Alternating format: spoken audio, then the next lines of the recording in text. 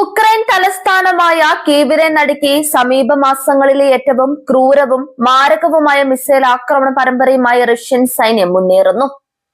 തുടർച്ചയായ ആകാശാക്രമണങ്ങളിലൂടെ നഗരത്തെ വിറപ്പിച്ച റഷ്യൻ മിസൈലുകൾ കീവിലുടനീളം കടുത്ത നാശനഷ്ടങ്ങളാണ് വിതച്ചിരിക്കുന്നത്.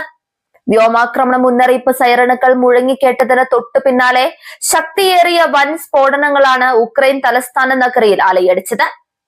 ഒന്നിനു പുറകെ ഒന്നായി തുടർച്ചയായി വന്ന മിസൈൽ തരംഗങ്ങൾ ജനങ്ങളെ കടുത്ത ഭീതിയിലാഴ്ത്തുകയും നഗരത്തിലെ ആകാശം പുകപടലങ്ങളാൽ മൂടപ്പെടുകയും ചെയ്തു.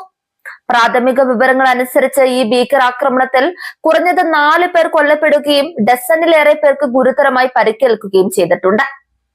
ജനവാസ മേഖലകളെയും ബഹുനില കെട്ടിടങ്ങളെയും ലക്ഷ്യമിട്ട് പതിച്ച മിസൈലുകൾ വൻ തീപിടുത്തത്തിനാണ് വഴി തുറന്നത്. നഗരത്തിലെ നിരവധി പാർപ്പിട സമുച്ചയങ്ങളും വെയർഹൌസുകളും വ്യാവസായിക സ്ഥാപനങ്ങളും ആക്രമണത്തിൽ കത്തിയെരിഞ്ഞു.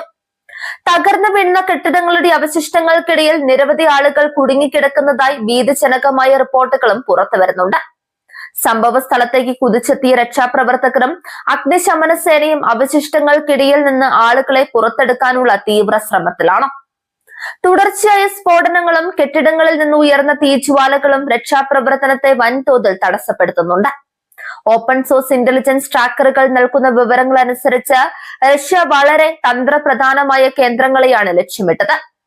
കീവിലെ പ്രശസ്തമായ CHP-5 താപവൈദ്യുത നിലയത്തിന് സമീപമുള്ള വ്യാവസായിക മേഖലകളെ ലക്ഷ്യമാക്കിയാണ് റഷ്യൻ മിസൈലുകൾ പ്രധാനമായും പതിച്ചത്. ഉക്രൈന്റെ ഊർജ്ജ മേഖലയെ തകർക്കുക എന്ന ലക്ഷ്യത്തോടെയാണ് വൈദ്യുത നിലയത്തിന്റെ പരിസര പ്രദേശങ്ങൾ ആക്രമിക്കപ്പെട്ടതെന്ന് കരുതപ്പെടുന്നു. ഇതിനു പുറമെ ഉക്രൈനിന്റെ സർക്കാർ ഉടമസ്ഥതയിലുള്ള പ്രതിരോധ വ്യവസായ ഗ്രൂപ്പായ ഉക്രോബ്രോൺപ്രോം ബന്ധിത സൗകര്യങ്ങളും ലക്ഷ്യമിടുന്നുണ്ട്. ഉക്രൈന്റെ സൈനിക ആയുധ നിർമ്മാണ ശൃംഖലയെയും തന്ത്രപ്രധാന സാങ്കേതിക കേന്ദ്രങ്ങളെയും തകർക്കാനാണ് റഷ്യ ശ്രമിക്കുന്നതെന്ന് ഈ ആക്രമണം വ്യക്തമാക്കുന്നു. രാത്രി മുഴുവൻ നീണ്ടുനിന്ന ബോംബ് വർഷം നഗരവാസികൾക്ക് ഭീതിയുടെയും കണ്ണീരിന്റെയും മണിക്കൂറുകളാണ് സമ്മാനിച്ചത്. നഗരത്തിലെ വെയർ ഹൌസുകളിൽ സൂക്ഷിച്ചിരുന്ന സാമഗ്രികൾ കത്തിയമർന്നതോടെ കോടിക്കണക്കിന് രൂപയുടെ സാമ്പത്തിക നഷ്ടമാണ് ഉണ്ടായത്.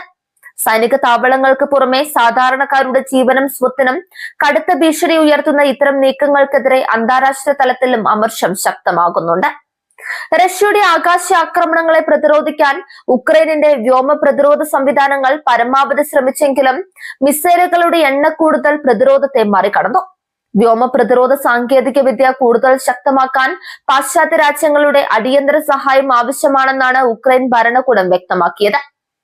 റഷ്യയുടെ ഈ ക്രൂരമായ ആക്രമണം വരും ദിവസങ്ങളിൽ ഇരു രാജ്യങ്ങളും തമ്മിലുള്ള യുദ്ധത്തിന്റെ തീവ്രത വർദ്ധിപ്പിക്കുമെന്നാണ് വിലയിരുത്തപ്പെടുന്നത്. തലസ്ഥാന നഗരിയിലെ പൗരന്മാരുടെ സുരക്ഷ ഉറപ്പാക്കുന്നതിനായി നഗരത്തിലുടനീളം കടുത്ത ജാഗ്രതാ നിർദ്ദേശം നൽകിയിട്ടുണ്ട്.